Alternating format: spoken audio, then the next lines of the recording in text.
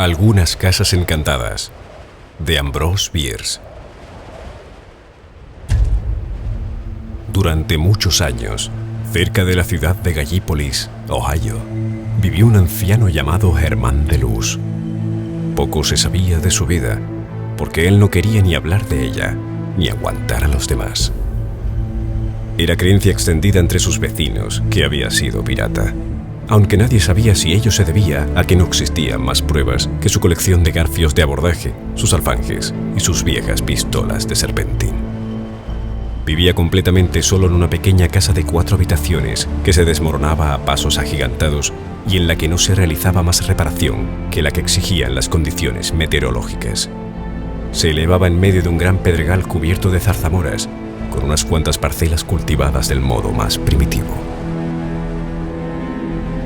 Esas eran sus únicas propiedades visibles, suficientes para vivir, pues sus necesidades eran pocas y elementales. Siempre disponía de dinero contante y sonante, y todas las compras que hacía en las tiendas de la plaza del pueblo las pagaba en efectivo, sin comprar más de 2 o 3 veces en el mismo sitio, hasta que había pasado un lapso considerable de tiempo. Sin embargo, esta distribución tan equitativa de su patrimonio no recibía ningún elogio. La gente la consideraba un intento ineficaz de ocultar su riqueza. Que el anciano guardaba enterrada en algún lugar de su destartalada vivienda una enorme cantidad de oro adquirido de forma deshonrosa era algo que ninguna persona sincera, al tanto de los hechos de la tradición oral y con un sentido de la proporción de las cosas, podía poner en duda sensatamente. El 9 de noviembre de 1867, el anciano murió. Al menos, su cadáver fue descubierto al día siguiente, y los médicos testificaron que la muerte había ocurrido en las 24 horas precedentes. ¿Cómo? Es algo que no supieron decir, pues la autopsia mostraba que todos los órganos estaban sanos, sin ningún indicio de anomalía o violencia. En su opinión, la muerte debía haber tenido lugar al mediodía, ya que el cuerpo estaba en la cama. El veredicto judicial fue que aquel hombre había encontrado la muerte por un castigo de Dios. El cuerpo fue enterrado y el administrador público se hizo cargo de la herencia. Una investigación rigurosa no reveló nada nuevo acerca de aquel hombre muerto, y gran parte de las excavaciones llevadas a cabo en sus propiedades, aquí y allá, por sus solícitos y ahorradores vecinos, no dieron ningún fruto. El administrador cerró la casa hasta el momento en que los bienes, raíces y personales fueron a ser vendidos de acuerdo con la ley, con vistas a sufragar en parte los gastos de tal venta. La noche del 20 de noviembre fue borrascosa. Un tremendo vendaval sacudió los campos, azotándolos con una desoladora ventisca de nieve. Enormes árboles fueron arrancados de raíz y arrojados sobre los caminos. Nunca se había conocido en toda aquella región una noche tan tormentosa, aunque a la mañana siguiente el vendaval había amainado y amaneció un día claro y soleado. Hacia las 8 de la mañana, el reverendo Henry Galbraith, un conocido y muy estimado pastor luterano, llegó andando a su casa, que estaba a 1,5 millas de la casa de Luz. El señor Galbraith venía de pasar un mes en Cincinnati. Había subido por el río en un vapor y, después de desembarcar en Gallipolis la tarde anterior, había conseguido una calesa y se había puesto en camino hacia su casa.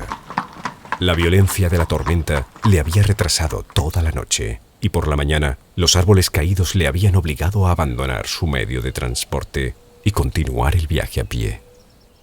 «Pero, ¿dónde has pasado la noche?», le preguntó su esposa, una vez que había relatado su aventura brevemente. «Con el viejo de Luz en la isla de los Pinos», fue su alegre respuesta. «Y resultó bastante triste. No puso ninguna objeción a que me quedara, pero no conseguí que dijera una palabra en toda la noche». Afortunadamente, y en interés de la verdad, estaba presente en la conversación el señor Robert Moseley Madden, abogado y literateur de Columbus, que era el autor de los deliciosos Mellowcraft Papers, advirtiendo, aunque sin compartirlo, el asombro causado por la respuesta del señor Galbraith. Este individuo ingenioso refrenó con un gesto las exclamaciones que naturalmente se habrían producido y con voz tranquila preguntó: ¿cómo consiguió entrar allí? Esta es la versión que el señor Maren dio de la respuesta del señor Galbraith. Vi una luz que se movía en el interior de la casa, y como no podía ver casi nada a causa de la nieve y, además, estaba medio congelado, me dirigí hacia la entrada y dejé mi caballo en el viejo establo, donde permanece todavía. Entonces llamé a la puerta. Al no recibir respuesta, entré. La habitación estaba a oscuras, pero tenía cerillas. Encontré una vela y la encendí. Intenté entrar en la habitación de al lado, pero la puerta estaba atascada. El viejo no respondía a mis llamadas, aunque yo oía sus fuertes pisadas en el interior. No había fuego en la chimenea, de modo que me hice uno, me eché en el suelo delante de él, apoyé la cabeza sobre el abrigo y me dispuse a dormir. Unos instantes después, la puerta que había intentado abrir cedió lentamente y el viejo entró con una vela en la mano. Me dirigí a él en tono amable, pidiéndole excusas por mi intromisión, pero no me prestó atención alguna. Parecía buscar algo, aunque sus ojos estaban inmóviles en sus órbitas. Tal vez andaba en sueños. Hizo un recorrido alrededor de la habitación y se fue de la misma manera que había entrado. Regresó a la habitación 2 veces más antes de que me durmiera, actuando exactamente del mismo modo y marchándose de nuevo como la primera vez. En los intervalos le oí deambular por la casa, pues sus pisadas resultaban claramente perceptibles cuando la tormenta aflojaba. Al despertar por la mañana, ya se había ido. El señor Maren intentó hacer unas cuantas preguntas más, pero fue imposible contener las lenguas de los familiares por más tiempo.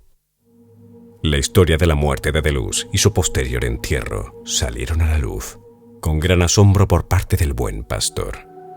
La explicación de su aventura es muy sencilla, dijo el señor Maren. No creo que el viejo Deleuze ande en sueños, al menos no en el actual. Evidentemente, quien soñó fue usted. El señor Galbraith, considerando así el asunto, se vio obligado a asentir a regañadientes. A pesar de todo, a última hora del día siguiente, estos 2 caballeros se encontraban en compañía de un hijo del pastor, en el camino que hay delante de la casa del viejo Deleuze. Allí dentro había luz. Aparecía ora en una ventana, ora en otra. Los 3 hombres avanzaron hacia la puerta. Al llegar a ella, del interior surgió una baraúnda de ruidos aterradores. Un rechinar de espadas, de acero contra acero, acompañado de fuertes explosiones, como las de las armas de fuego, de gritos de mujeres, de maldiciones y gemidos lanzados por hombres en combate. Los investigadores se quedaron inmóviles por un momento, indecisos, asustados. Después, el señor Galbraith probó a abrir la puerta. Estaba atrancada, pero el pastor era un hombre valiente. Un hombre, además, con una fuerza hercúlea. Retrocedió 1 o 2 pasos. Se lanzó contra la puerta y, asestándole un golpe con el hombro derecho, la arrancó de su marco con un sonoro zambombazo. En un instante, los 3 hombres estaban en el interior. Todo era oscuridad y silencio. No se oía más que el latido de sus corazones. El señor Maren se había provisto de fósforos y de una vela. Con cierta dificultad, causada por la emoción, consiguió alumbrar una luz con la que procedieron a explorar el lugar, recorriendo habitación por habitación. Todo se encontraba en perfecto orden, tal y como había sido dejado por el sheriff. Nada había sido alterado. Una ligera capa de polvo cubría los objetos. La puerta trasera aparecía entreabierta, como por descuido, por lo que su primera idea fue que los autores de aquel terrible tumulto habían conseguido escapar. Abrieron la puerta del todo y la luz de la vela iluminó la superficie del exterior. El resultado ya concluido de la tormenta de la noche anterior había sido una somera capa de nieve. No había huella alguna. La blanca superficie estaba intacta. Entonces cerraron la puerta y se dirigieron hacia la última habitación de las 4 que había en la casa, la más alejada, situada en una esquina del edificio. Al entrar en ella, la vela que el señor Marín sostenía en la mano se apagó de repente, como por una corriente de aire. Inmediatamente se oyó un fuerte impacto contra el suelo. Una vez que la vela fue encendida de nuevo a toda prisa, se pudo ver al joven señor Galbraith postrado en el suelo, no muy lejos de donde se encontraban los otros. Estaba muerto. Con una mano, el cuerpo agarraba un pesado saco de monedas que, tras un posterior examen, resultaron proceder de la vieja ceca española. Sobre el cuerpo yacente descansaba un tablero que había sido arrancado de sus sujeciones a la pared, y resultaba evidente que el saco había salido del hueco que allí quedaba. Se llevó a cabo otra investigación judicial. La nueva autopsia tampoco consiguió revelar en esta ocasión las causas de la muerte. Una vez más, el veredicto de castigo de Dios dejó a todos la libertad de sacar sus propias conclusiones. El señor Marín sostuvo que el joven Galbraith murió a causa de la emoción.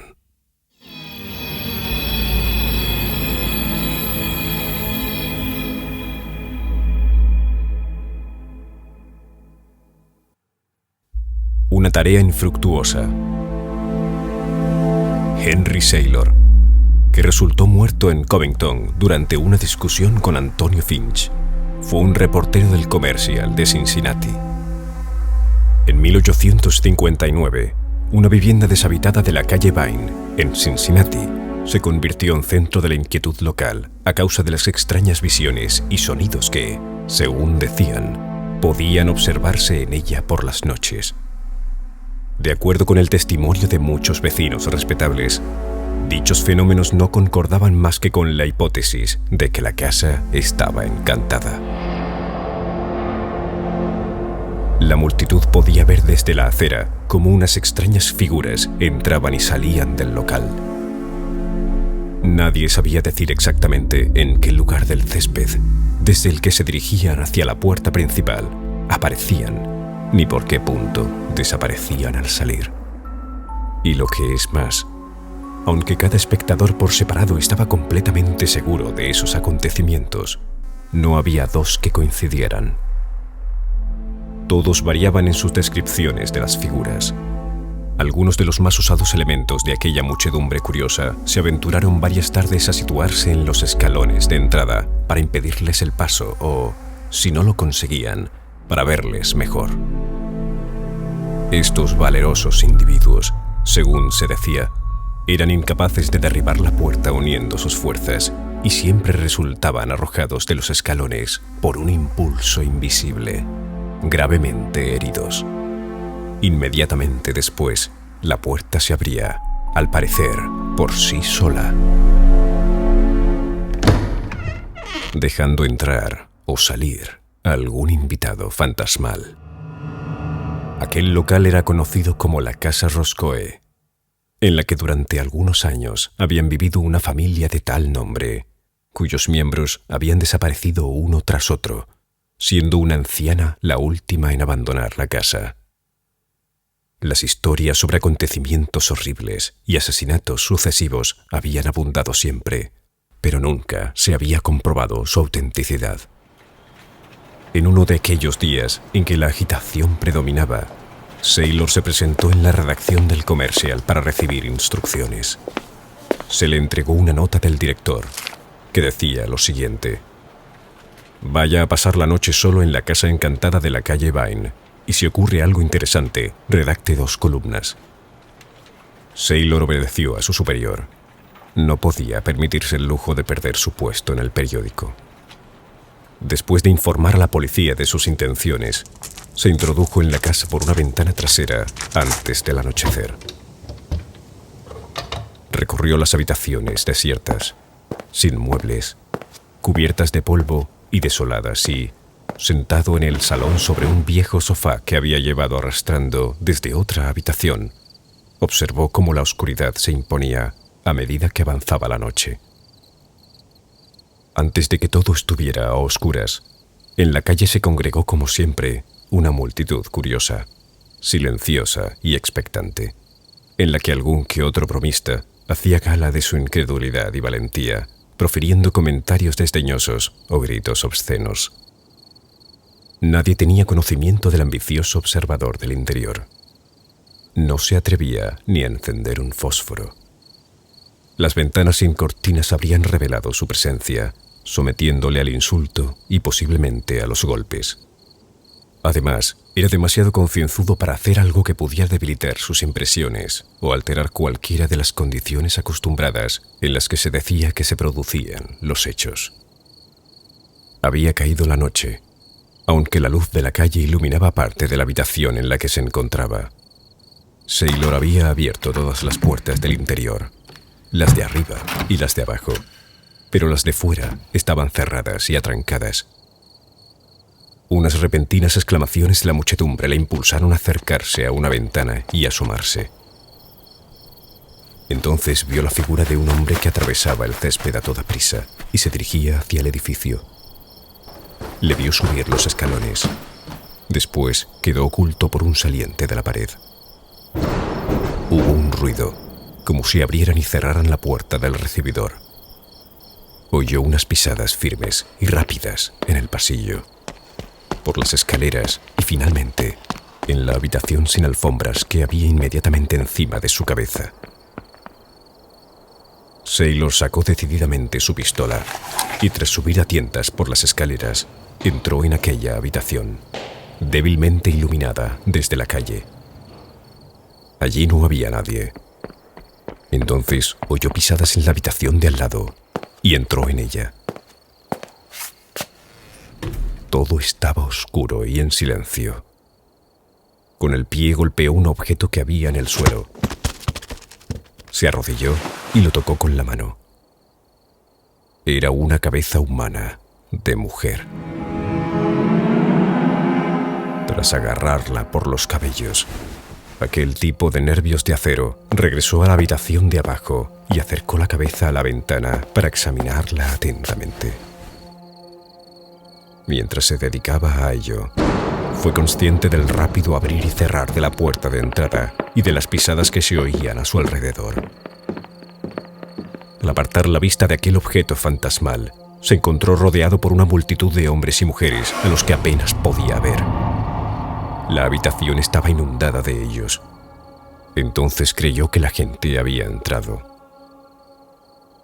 «Señoras y caballeros», dijo con serenidad, «ustedes me están viendo en unas circunstancias sospechosas. Pero...» En ese momento, su voz fue ahogada por unas carcajadas. Unas carcajadas como las que se oyen en los manicomios. Las personas que se encontraban a su alrededor señalaban al objeto que tenía en la mano, y su alborozo aumentó cuando Saylor lo dejó caer y fue rodando por entre sus pies. Entonces comenzaron a bailar alrededor de aquella cabeza con gestos grotescos y actitudes obscenas e indescriptibles. Le dieron patadas enviándola de un lado a otro de la habitación, y en su afán de golpearla, se empujaban y derribaban los unos a los otros. Maldecían, gritaban y cantaban fragmentos de canciones indecentes, mientras la maltratada cabeza iba dando saltos de acá para allá como si estuviera aterrorizada y quisiera escapar. Finalmente, salió disparada por la puerta hacia el recibidor, seguida por todos los demás, dando lugar a una precipitación tumultuosa. En aquel momento la puerta se cerró con un fuerte golpe y Saylor se quedó solo en medio de un silencio sepulcral. Guardó con cuidado la pistola, que había estado en sus manos todo el rato, y se dirigió a la ventana para asomarse. La calle estaba desierta y en silencio. Las luces se habían apagado. Los tejados y las chimeneas de las casas se recortaban nítidamente en el este a la luz del amanecer. Salió de la casa. La puerta cedió con facilidad a su empuje y se encaminó hacia la redacción del Comercial. El director estaba todavía en su despacho, dormido. Saylor le despertó y dijo: «Vengo de la Casa Encantada». El director le miró sin comprender, como si aún estuviera dormido. «Dios mío», exclamó. «Pero eres tú, Saylor». «Claro, ¿por qué no?». El director no respondió, pero siguió mirándole. «Pasé la noche allí. Según parece», añadió Saylor, «dicen que las cosas estuvieron extraordinariamente tranquilas ahí fuera». Señaló el director jugueteando con un pisapapeles sobre el que había posado la vista. «¿Ocurrió algo?». «Nada en absoluto».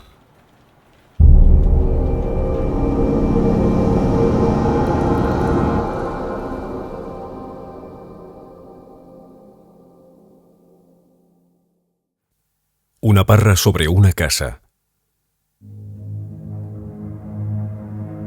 A unas 3 millas de la pequeña ciudad de Norton, en Missouri, en el camino que lleva a Maysville, se levanta una vieja casa que fue habitada por última vez por una familia llamada Harding. Desde 1886 no ha vivido nadie allí, y no es probable que nadie vuelva a hacerlo. El tiempo y la condena de los que por allí habitan la está convirtiendo en una ruina bastante pintoresca. Un observador no familiarizado con su historia ni siquiera la incluiría en la categoría de casas encantadas, y sin embargo, esa es la reputación de que goza en la región que la rodea. Las ventanas no tienen cristales y no hay puertas en las entradas. Hay grandes grietas en el tejado de madera y los tablones son de un color gris pardo por falta de pintura. Pero estos indefectibles signos de lo sobrenatural están ocultos en parte y bastante suavizados por el abundante follaje de una enorme parra que recorre toda la estructura. Esta parra, de una especie que ningún botánico ha conseguido nombrar, desempeña un papel importante en la historia de la casa. La familia Harding estaba formada por Robert Harding, su esposa Matilda, Miss Julia Wend, hermana de aquella, y 2 niños. Robert Harding era un hombre callado, de costumbres reservadas, sin amigos en la vecindad y, al parecer, sin intención de hacerlos. Tenía unos 40 años, era comedido y diligente, y se ganaba la vida con una pequeña granja, actualmente cubierta de maleza y de zarzamoras. Él y su cuñada eran bastante criticados por sus vecinos, a quienes les parecía que andaban demasiado tiempo juntos. El vecindario no era culpable del todo, porque en aquellos momentos ninguno de los dos refutaba tal observación. El código moral de los campos de Missouri es rígido y severo. La señora Harding era una mujer amable y de aspecto triste, a la que le faltaba el pie izquierdo. Un cierto día de 1884 se supo que había ido a Iowa a visitar a su madre. Esto era lo que su marido contestaba cuando se le preguntaba, y su forma de decirlo no suponía ningún estímulo para seguir preguntando. La señora Harding nunca regresó, y 2 años más tarde, sin vender la granja o algunas de sus posesiones, ni nombrar un agente que se encargara de sus intereses o se llevara sus enseres domésticos, Harding abandonó la casa con el resto de la familia. Nadie supo dónde había ido, ni a nadie le preocupaba en aquella época.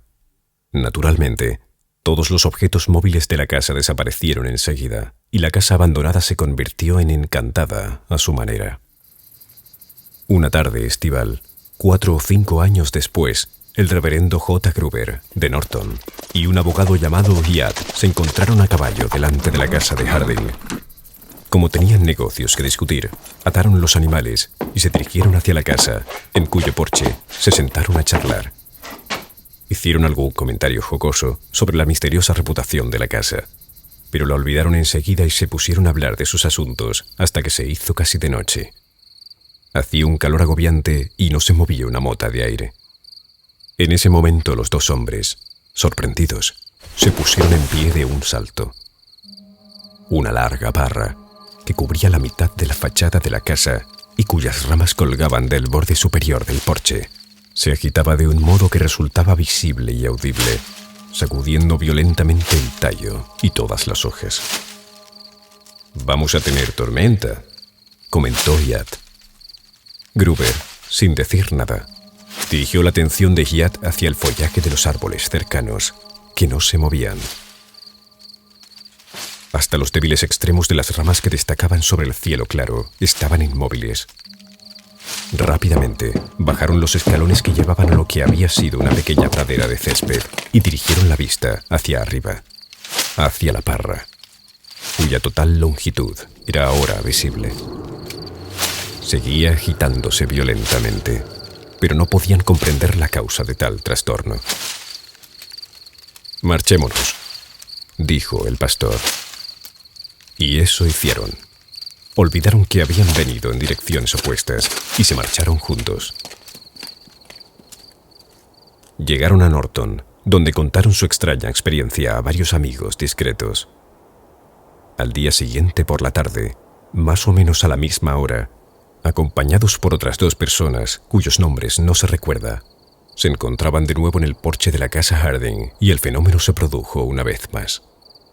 La parra se agitaba violentamente, como demostró un cuidadoso examen, desde la raíz hasta la punta, y ni siquiera uniendo sus fuerzas sobre el tronco consiguieron calmarla. Después de estar observándola durante 1 hora, se retiraron, no menos inteligentes, según se cree, que cuando habían llegado. No hizo falta mucho tiempo para que estos hechos singulares provocaran la curiosidad de toda la vecindad. De día y de noche, multitud de personas se congregaban en la casa Harding, buscando alguna señal. No parece probable que alguien la encontrara, aunque los testimonios mencionados resultaban tan creíbles que nadie puso en duda la realidad de las manifestaciones de las que ellos daban fe. Ya fuera por una feliz inspiración o por un afán destructivo, un día se propuso, nadie parecía saber de quién partió la idea, arrancar la parra. Y tras un caluroso debate, así se hizo.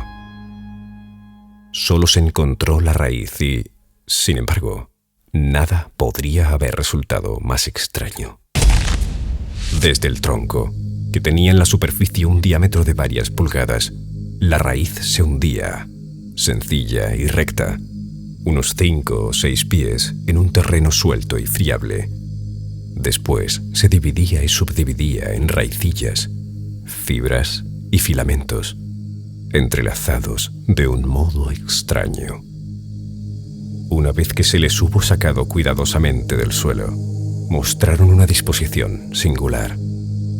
Sus ramificaciones y plegamientos sobre sí mismas formaban una red compacta que recordaba sorprendentemente en su forma y tamaño a una figura humana. Allí estaba la cabeza, el tronco y las extremidades. Hasta los dedos de los pies y manos aparecían claramente definidos. Muchos afirmaban ver en la distribución y disposición de las fibras de la masa globular que formaba la cabeza la insinuación grotesca de un rostro. La figura era horizontal. Las raíces más pequeñas habían comenzado a unirse a la altura del pecho. En su parecido con una forma humana, la imagen era sin embargo imperfecta. A unas 10 pulgadas de una de las rodillas, los cilia que formaban aquella pierna se doblaban bruscamente hacia atrás y hacia adentro, sobre la línea de crecimiento. A la figura le faltaba el pie izquierdo. No había más que una conclusión, la única posible. Pero, debido a la emoción subsiguiente, se produjeron tantas formas de proceder como números de consejeros incapaces había. El asunto fue resuelto por el sheriff del condado que, en su condición de custodio legal de la hacienda abandonada, ordenó que se volviera a colocar la raíz en su sitio y se la cubriera con la tierra que había sido extraída. Una posterior investigación sacó a la luz un único hecho importante y significativo. La señora Harding nunca había visitado a sus parientes de Iowa, ni ellos tenían noticia de que fuera a hacer tal cosa. De Robert Harding y del resto de la familia no se ha vuelto a saber nada. La casa conserva su reputación funesta, aunque la parra que se volvió a plantar sea un vegetal metódico y formal, debajo del cual le gustaría sentarse a una persona nerviosa en una noche tranquila, cuando las chicharras hacen rechinar su revelación inmemorial y el lejano chotacabras expresa su idea de lo que debería hacerse con ella.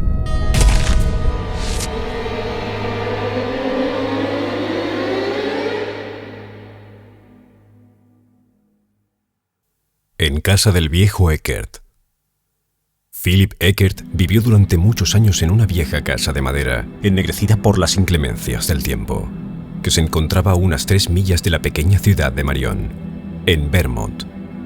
Aún deben de quedar vivas algunas personas que la recuerden, confío en que no de un modo desagradable, y sepan algo de la historia que voy a contar.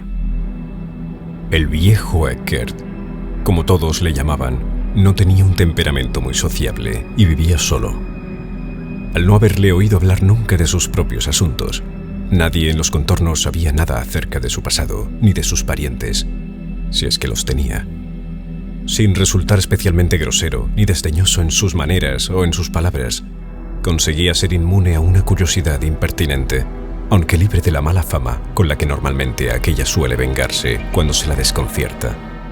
Por lo que yo sé, el renombre del señor Eckert como asesino reformado o como pirata retirado del Caribe no había llegado a oídos de nadie en Marion. Su medio de vida era el cultivo de una pequeña granja, no muy productiva. Un día desapareció, y la búsqueda prolongada de sus vecinos no consiguió encontrarle ni arrojó luz alguna sobre su paradero o las razones de su desaparición. Nada indicaba que hubiera hecho preparativos para la marcha. Todo estaba como podría haberlo dejado para ir a la fuente a llenar un cubo de agua. Durante algunas semanas, poco más se habló de ello en la región. Después, el viejo Eckert se convirtió en un relato local para los oídos de los forasteros. Desconozco lo que se hizo con sus propiedades. Sin duda, lo correcto. Lo que la ley mandara.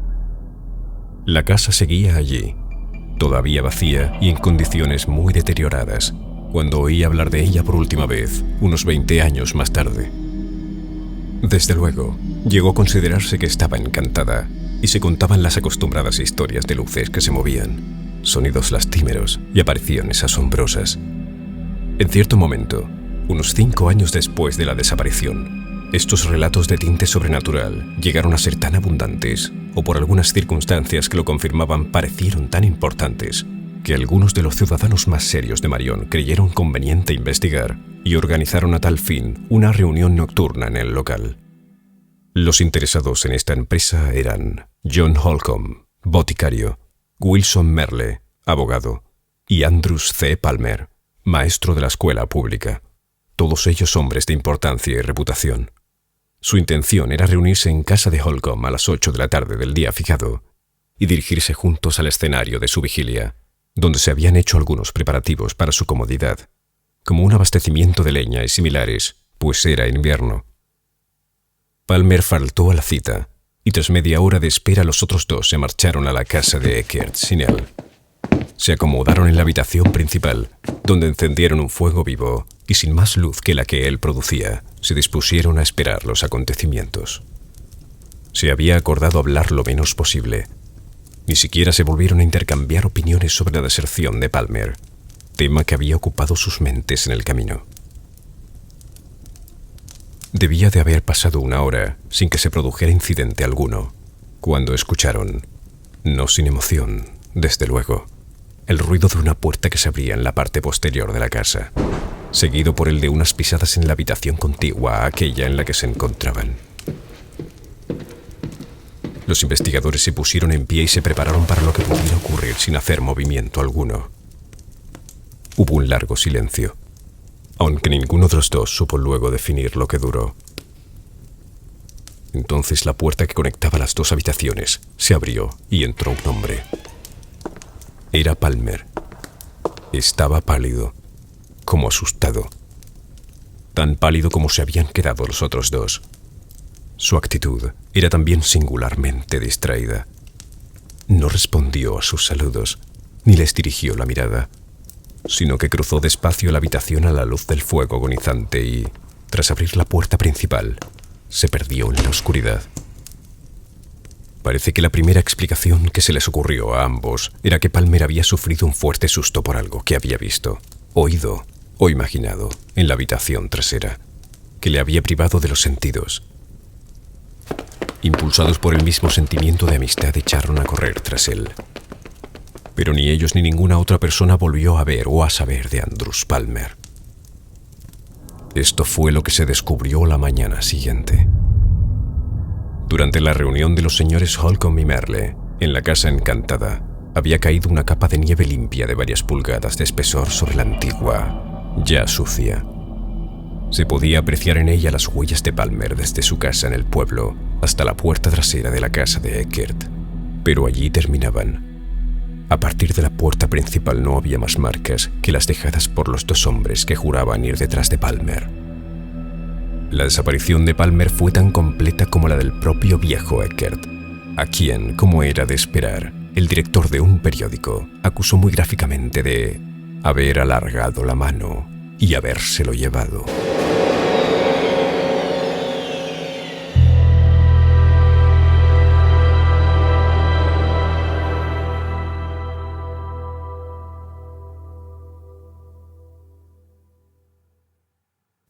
La casa espectral.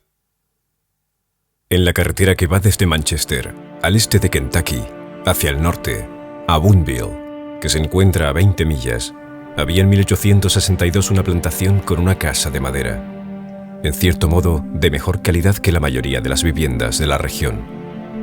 Al año siguiente la casa fue destruida por el fuego, causado probablemente por unos rezagados de las columnas del general George W. Morgan, que se retiraban hacia el río Ohio después de ser expulsados del desfiladero de Cumberland por el general Kirby Smith. En el momento de su destrucción llevaba deshabitada 4 o 5 años. Los campos de alrededor estaban plagados de zarzamoras sin vallas y hasta las pocas viviendas de los negros y el resto de los cobertizos en general aparecían en parte en ruinas a causa del abandono y del pillaje, porque los negros y los blancos pobres de la vecindad encontraban en el edificio y en las vallas un abundante suministro de combustible, del que se aprovechaban sin dudarlo, abiertamente y a la luz del día. Y solo de día, después de anochecer, ningún ser humano, salvo los forasteros que por allí pasaban, se acercaban al lugar. Se la conocía como la casa espectral, que en ella moraban espíritus malignos, visibles, audibles y activos. No era puesto en duda por nadie en aquella región, no más que lo que el predicador ambulante decía los domingos. La opinión del propietario a este respecto era desconocida. Él y su familia habían desaparecido una noche y nunca se había encontrado rastro de ellos. Dejaron todo: los enseres domésticos, la ropa, las provisiones, los caballos en el establo, las vacas en el campo, los negros en sus viviendas. Todo tal y como estaba.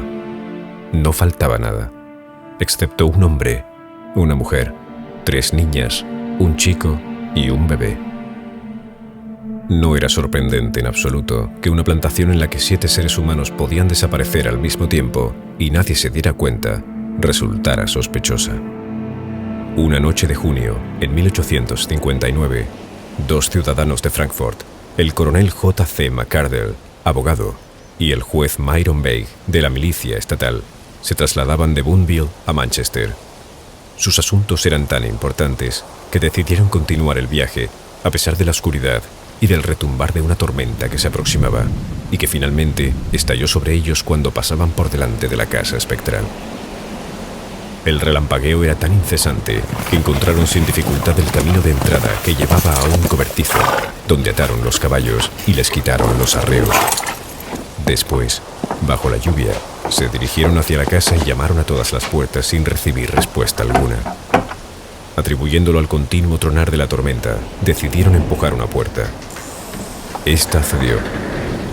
Entraron sin más ceremonia y la cerraron. En aquel momento se encontraron a oscuras y en silencio. Por las ventanas y grietas no se veía ni un destello del resplandor de los incesantes rayos, ni un murmullo del horrible tumulto exterior llegaba hasta ellos. Era como si se hubieran quedado ciegos y sordos de repente. Y McCardle dijo más tarde que por un momento creyó haber sido alcanzado por un rayo cuando traspasaba el umbral. El resto de la aventura quedó relatado en sus propias palabras, en el Advocate de Frankfurt del 6 de agosto de 1876. Cuando conseguí recuperarme del aturdimiento de la transición del tumulto al silencio, mi primer impulso fue volver a abrir la puerta que había cerrado, de cuyo pomo no era consciente de haber retirado la mano. Podía sentirlo claramente todavía entre los dedos. Mi idea era averiguar al salir de nuevo bajo la tormenta si había perdido la vista y el oído. Giré el pomo y abrí la puerta de un tirón. Pero daba a otra habitación. Esta estancia estaba inundada por una tenue luz verdosa, cuya fuente no pude determinar, que hacía que todo se viera con claridad, aunque no de un modo definido. Digo todo, aunque en realidad los únicos objetos que había dentro de las desnudas paredes de piedra de aquella habitación eran cadáveres humanos. Eran unos 8 o 10. Se podrá comprender fácilmente que no los contara. Sus edades y tamaños eran diversos, desde niños para arriba y de ambos sexos. Todos estaban postrados en el suelo, salvo uno, el de una mujer joven sentada con la espalda apoyada en una esquina de la pared. Había otra mujer mayor que agarraba a un niño en sus brazos. Un mozo de mediana edad yacía boca abajo entre las piernas de un hombre barbudo. Uno o dos estaban prácticamente desnudos, y en la mano de una muchacha había un trozo de camisón que debía de haberse arrancado del pecho ella misma. Los cuerpos presentaban distintos grados de putrefacción, y todos ellos tenían la cara y la figura muy apergaminadas. Algunos eran poco más que esqueletos. Mientras observaba horrorizado el espantoso espectáculo, con el tirador de la puerta aún en la mano, por alguna perversión inexplicable, mi atención se desvió de aquella horrible escena y pasó a ocuparse de detalles y pequeñeces. Tal vez mi mente, por un instinto de conservación, buscó alivio en asuntos que pudieran relajar su peligrosa tensión. Entre otras cosas, observé que la puerta que mantenía abierta estaba hecha de pesadas planchas de hierro, con remaches, equidistantes unos de otros, y de arriba a abajo, 3 fuertes cerrojos sobresalían del canto biselado. Di media vuelta al pomo y se retiraron hasta quedar al nivel del borde. Lo solté y salieron disparados. Tenían un sistema de muelles.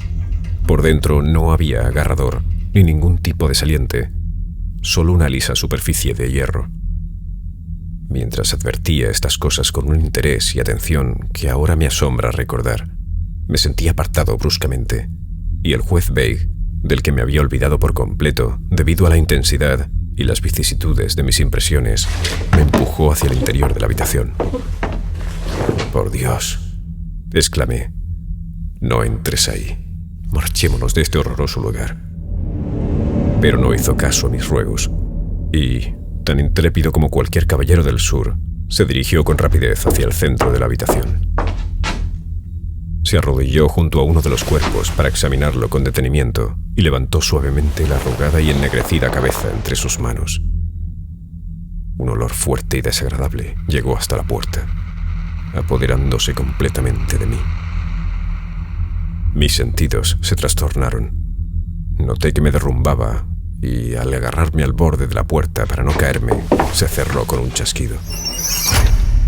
No recuerdo más. 6 semanas después, recuperé la razón en un hotel de Manchester al que había sido llevado al día siguiente por unos extraños. Durante todo aquel tiempo había sufrido una fiebre nerviosa acompañada de un constante delirio. Me habían encontrado tirado en la carretera a varias millas de la casa.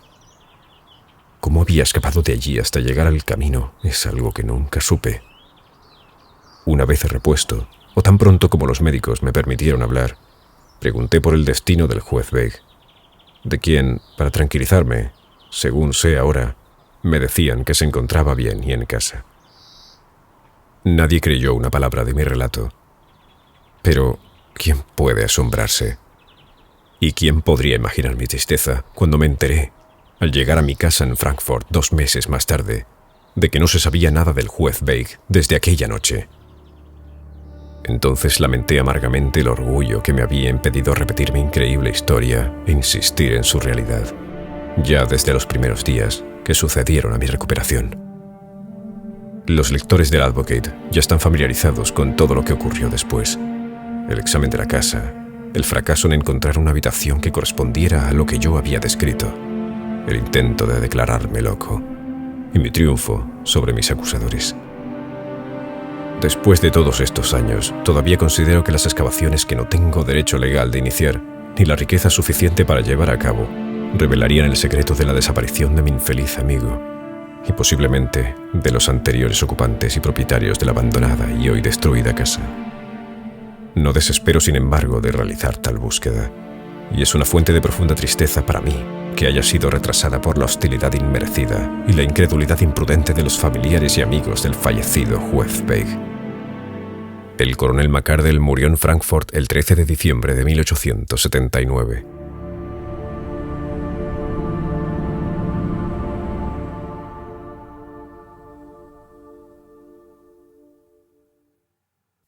Los otros huéspedes.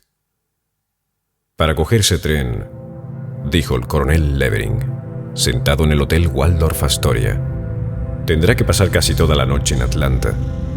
Es una ciudad bonita, pero le aconsejo que no se aloje en el Breathitt House, uno de los hoteles más importantes. Es un viejo edificio de madera que tiene una urgente necesidad de reparación. Hay grietas en las paredes por las que cabe un gato. Las habitaciones no tienen cerrojos en las puertas, ni más muebles que una simple silla y un somier sin ropa de cama, y solo un colchón. Ni siquiera puedes estar seguro de disfrutar de estas escasas comodidades en exclusiva. Amigo, es un hotel de lo más abominable. La noche que pasé allí fue muy incómoda. Llegué tarde y fui conducido a una habitación del piso bajo por un portero de noche, lleno de disculpas que, con gran consideración, me dejó la vela de sebo que llevaba. 2 días y una noche de duro viaje por ferrocarril me habían agotado, y todavía no me había recuperado totalmente de una herida de bala en la cabeza recibida en un altercado. En vez de buscar un alojamiento mejor, me eché en el colchón sin quitarme la ropa y me dormí. Me desperté de madrugada. La luna había salido y brillaba a través de una ventana sin cortinas, iluminando la habitación con una suave luz azulada que producía un cierto efecto misterioso, aunque he de decir que su apariencia no era inusual. La luz de la luna siempre es así, si te fijas. Imagina mi sorpresa e indignación cuando vi el suelo ocupado por al menos una docena más de huéspedes. Me incorporé maldiciendo con la mayor seriedad a la administración de aquel hotel increíble, y cuando estaba a punto de ponerme en pie para ir a montarle un lío al portero, el de las disculpas y la vela, hubo algo en aquella situación que me hizo sentir una extraña indisposición a moverme. Supongo que, como diría un escritor, me había quedado helado por el terror. Porque obviamente todos aquellos hombres estaban muertos. Yacían de espaldas, dispuestos ordenadamente en 3 lados de la habitación, con los pies mirando a la pared. En el otro lado, el que quedaba, estaba mi cama y una silla. Tenían las caras cubiertas, pero debajo de aquellos paños blancos, las características de los 2 cuerpos que reposaban cerca de la ventana, sobre la mancha cuadrada de la luz de la luna, presentaban un perfil de nariz y barbilla afilado. Creía que se trataba de una pesadilla e intenté gritar, como se hace cuando uno tiene un mal sueño, pero no podía emitir sonido alguno. Por fin, haciendo un esfuerzo desesperado, me puse en pie. Pasé entre las 2 filas de rostros tapados y los 2 cuerpos que habían junto a la puerta y huí de aquel lugar infernal con dirección a la oficina. El portero estaba allí sentado, detrás de un escritorio, a la luz de otra vela de sebo, sentado y mirando. Ni se levantó. Mi brusca irrupción no pareció producirle efecto alguno, aunque supongo que yo debía tener el aspecto de un verdadero cadáver. Entonces me di cuenta de que realmente antes no me había fijado bien en aquel tipo. Era pequeño, con una cara descolorida y los ojos más blancos, inexpresivos que nunca he visto. No había en él más expresión que en el dorso de mi mano. Llevaba un traje de un sucio color gris. «¡Maldición!», exclamé. «¿Qué es lo que pretende?». Pero daba lo mismo. Estaba temblando como una hoja agitada por el viento y no reconocí mi propia voz. El portero se puso en pie. Se inclinó, con aire de pedir perdón, y, bueno, desapareció. En aquel momento sentí por detrás que alguien apoyaba su mano sobre mi hombro. Imagínatelo si puedes. Con un miedo cerval, di media vuelta y me encontré con un caballero gordo, de cara agradable, que me preguntó: «¿Qué le sucede, amigo?». No tardé mucho en decírselo, pero antes de que terminara, él también se puso pálido. «Míreme», dijo. «¿Está usted diciendo la verdad?». En ese momento yo ya había conseguido sobreponerme y el terror había dejado paso a la indignación. «Si se atreve a dudarlo», le espeté, «le machaco a golpes». «No», contestó. «No lo haga. Siéntese y yo le contaré. Esto no es un hotel. Lo fue, y después fue un hospital. Ahora está deshabitado, a la espera de alguien que lo quiera alquilar. La habitación a la que usted se refiere era la habitación de los muertos. Allí siempre había muchos muertos. El tipo al que usted llama portero solía serlo, pero más tarde se encargaba de registrar a los pacientes que llegaban. No comprendo qué hace ahora aquí. Hace unas cuantas semanas que murió». «¿Y usted quién es?», le pregunté. «Oh, yo me encargo de cuidar el local. Pasaba por aquí. Vi luz y entré a investigar. Vamos, echemos un vistazo a esa habitación», añadió levantando del escritorio aquella vela que chisporroteaba. «Antes vería al mismísimo demonio», exclamé saliendo rápidamente a la calle. «Amigo, ese Breathitt House de Atlanta es un lugar maldito. No se aloje allí. No quiera Dios. La visión que usted ha dado de él no sugiere comodidad, desde luego. A propósito, coronel, ¿cuándo ocurrió todo eso?». «En septiembre de 1864, poco después del estado de sitio».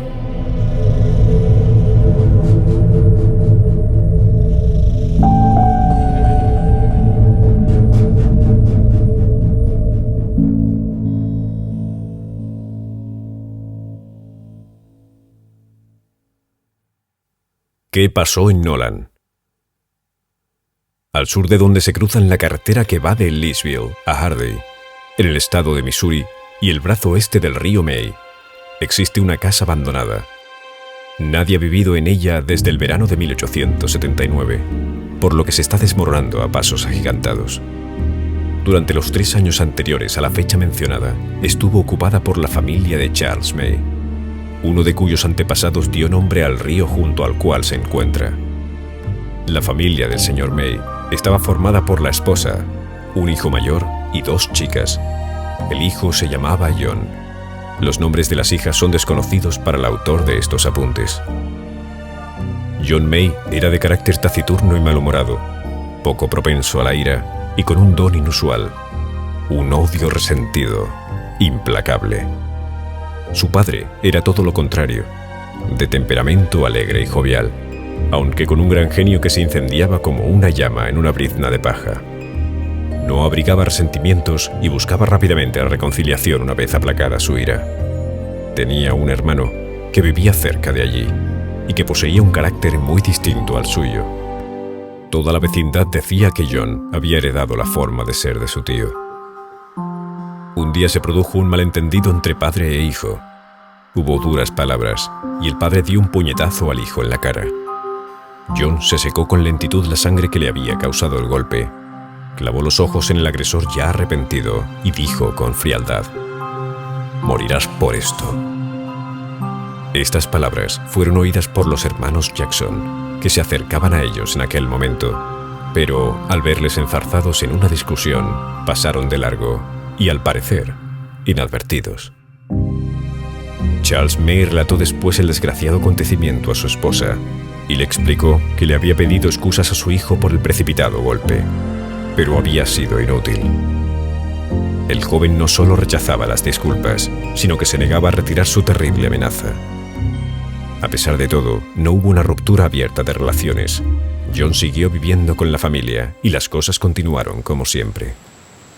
Un domingo por la mañana, en junio de 1879, unas 2 semanas después de que ocurrieran estos hechos, Charles May salió de la casa inmediatamente después del desayuno, con una pala. Dijo que iba a abrir un agujero en una fuente que se encontraba a 1 milla de distancia, en el bosque, para que el ganado tuviera agua. John se quedó en la casa durante unas horas, ocupado en afeitarse, escribir cartas y leer el periódico. Su disposición era la usual. Quizás parecía un poco más malhumorado y hosco. Se marchó a las 2. Regresó a las 5. Por alguna razón no relacionada con un interés especial en sus movimientos, la hora de salida y de llegada fue advertida por su madre y sus hermanas, tal y como quedó atestiguado en su proceso por asesinato. Les llamó la atención que su ropa estuviera húmeda en algunas zonas, como si, así lo señaló la acusación, hubiera intentado borrar manchas de sangre. Su actitud era extraña, su aspecto salvaje. Aduciendo que se encontraba enfermo, se fue a su cuarto y se acostó. Charles May no regresó. Los vecinos más cercanos fueron alertados a la caída de la tarde, y durante aquella noche y el día siguiente se llevó a cabo su búsqueda por el bosque donde se encontraba la fuente. No se produjo otro resultado que el descubrimiento de las huellas de los 2 hombres en la arcilla que había alrededor de la fuente. John May, mientras tanto, había empeorado de lo que el médico local denominó fiebre cerebral, y en su delirio hablaba de asesinato, pero sin decir quién creía que había sido asesinado, ni a quién culpaba del hecho. Pero los hermanos Jackson sacaron a relucir aquella amenaza. Fue arrestado como sospechoso y un sheriff se encargó de vigilarle en su casa. La opinión pública se puso rápidamente en contra de John y, de no haber sido por la enfermedad, habría sido colgado por la muchedumbre. Estando así las cosas, el martes se convocó una reunión de los vecinos y se nombró un comité para que se encargara del caso y tomara las medidas que fueran oportunas. Para el miércoles todo había cambiado. De la ciudad de Nolan, que está a unas 8 millas, llegó una historia que arrojó una luz completamente diferente sobre el asunto. Nolan constaba de una escuela, una herrería, una tienda y media docena de viviendas. La tienda era dirigida por un tal Henry Odell, primo de Charles May. La tarde del domingo en que desapareció May, el señor Odell y 4 vecinos suyos, hombres de confianza, estaban sentados en la tienda, fumando y charlando. El día era caluroso, y las 2 puertas, la de delante y la de atrás, estaban abiertas. A eso de las 3, Charles May, a quien 3 de ellos conocían, entró por la puerta principal y pasó hacia el fondo. Iba sin abrigo ni sombrero. No les miró y tampoco les devolvió el saludo, circunstancia que no les sorprendió porque estaba gravemente herido. Sobre la ceja izquierda tenía una herida, un profundo corte del que brotaba sangre que le cubría toda la parte izquierda de la cara y del cuello y empapaba su camisa gris. Aunque parezca mentira, la idea predominante en las mentes de los presentes era que había mantenido una pelea y se dirigía al arroyo que había detrás de la casa para lavarse. Tal vez se produjo un sentimiento de delicadeza, un detalle característico de la etiqueta de las regiones apartadas, que les contuvo a la hora de seguirle y ofrecerle ayuda. Las actas del juicio, de donde está extraído principalmente este relato, tan solo menciona el hecho.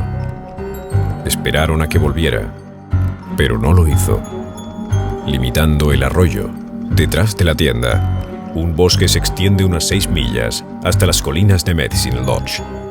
Tan pronto como se supo en los contornos de la casa del desaparecido que había sido visto en Nolan, se produjo un cambio repentino en el estado de ánimo y en la disposición de la gente. El comité de vigilancia dejó de existir sin cumplir la formalidad de llegar a una resolución. La búsqueda por las tierras boscosas en torno al río May se interrumpió y casi toda la población masculina de la región se trasladó a la zona de Nolan y de las colinas de Medicine Lodge. Pero no se encontró rastro alguno de aquel hombre. Una de las extrañas circunstancias de este extraño caso es el procesamiento formal y posterior juicio por el asesinato de un hombre cuyo cuerpo nadie afirmaba haber visto, ni nadie sabía que hubiera muerto. Conocimos más o menos los caprichos y extravagancias de la ley fronteriza, pero este ejemplo, según se cree, es único. Sea como fuere, está constatado que al recobrarse de su enfermedad, John May fue procesado por el asesinato de su padre. El abogado de la defensa, al parecer, no tuvo nada que objetar y el caso fue considerado en relación con sus circunstancias. El fiscal se mostró apocado y superficial. La defensa estableció fácilmente una coartada en lo referente al occiso. Si en el momento en que John May debía haber asesinado a Charles May, si es que lo hizo, Charles May se encontraba a varias millas de distancia de donde John May debía de haber estado. Es evidente que el occiso debió de encontrar la muerte a manos de algún otro. John May fue absuelto. Abandonó el país enseguida y no se ha vuelto a saber nada de él desde aquel día. Poco después, su madre y hermanas dejaron St. Louis.